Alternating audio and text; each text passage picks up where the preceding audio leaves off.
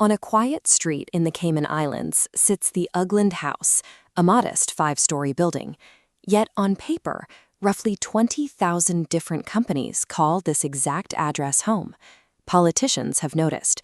Bernie Sanders pointed out that it is either an incredibly crowded office space or a phony address used for one specific purpose. Barack Obama was more direct, calling it the biggest tax scam in the world. This chart illustrates the sheer volume of global capital stored in these jurisdictions. We are looking at a pool of over $10 trillion, larger than the entire economic output of Japan. It represents 8 to 10% of all household financial wealth on Earth. This capital flows toward a network of jurisdictions that actively compete for it, places like Switzerland, to Hong Kong and the British Virgin Islands. These nations do not rely on massive manufacturing sectors or tourism to sustain their economies. They have engineered banking secrecy and favorable corporate laws into their primary, highly profitable export. If you're a salaried employee, your financial life operates within a highly visible system. Every paycheck is reported to the government before hitting your account. Under laws like FATCA, any bank transfer over $10,000 is immediately flagged and monitored. Offshore financial centers operate an invisible system. They offer strict privacy laws, loose reporting requirements, and zero income or corporate tax. To access this invisible system, you have to utilize a specific legal mechanism. The ultra-wealthy do not legally own their assets. Their companies do. This distinction separates tax evasion from tax avoidance. Evasion means illegally hiding cash to avoid a tax bill, which is a federal crime. Avoidance is the legal exploitation of the existing rules to reduce what you owe. Offshore banking is a highly engineered playbook written by the world's most capable lawyers, designed to exactly follow the law while completely sidestepping taxes. Step 1 in this playbook requires creating a paper shell. You set up a legal entity in a zero-tax jurisdiction. It has no employees, no physical products, and no real office. It exists entirely inside a filing cabinet, but on paper, it is a real company capable of owning assets. To see exactly how these paper shells operate at the highest level, look at Apple's tax strategy in the early 2000s. They set up specific corporate subsidiaries anchored right here in Ireland. This diagram maps out the initial structure. By transferring the international sales rights to these Irish subsidiaries, Apple funneled the revenue from iPhones and Macs sold across Europe and Asia directly into Ireland. Because the companies were incorporated overseas, U.S. tax law did not automatically tax those profits. But Ireland's tax code had a specific quirk.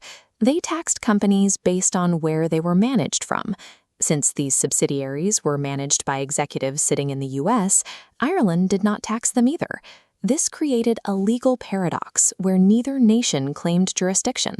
Apple had created stateless entities.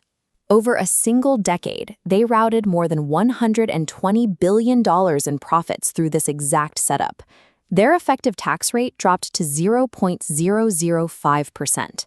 They paid just $600 million instead of the $40 billion they would have owed under normal U.S. law. The European Union eventually stepped in, fighting a massive legal battle that lasted over a decade until they forced Apple to pay $14 billion in back taxes.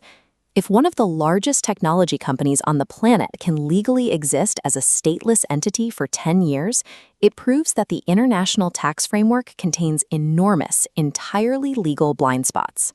Step 2 shifts this framework from corporate profits to personal wealth.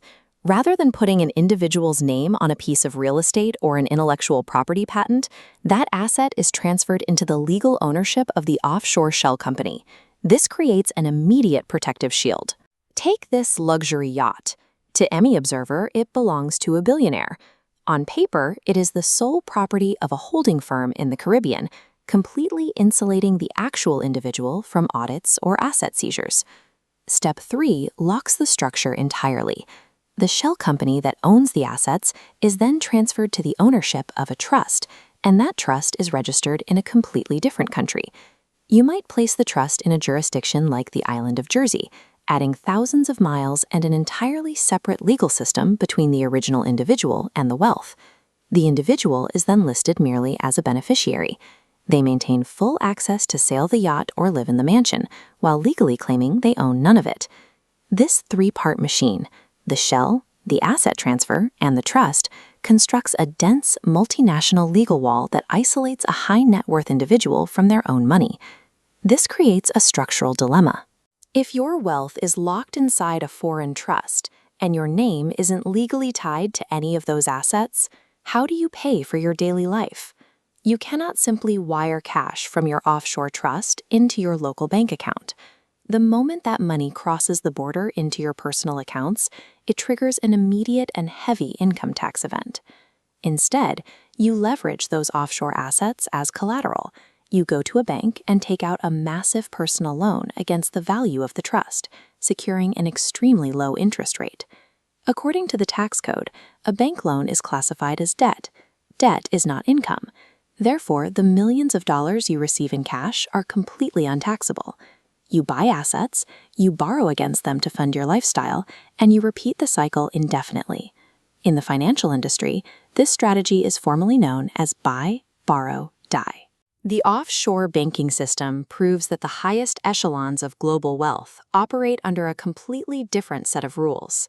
For them, taxes are not a mandatory civic duty. They are merely an optional expense, completely engineered out of existence.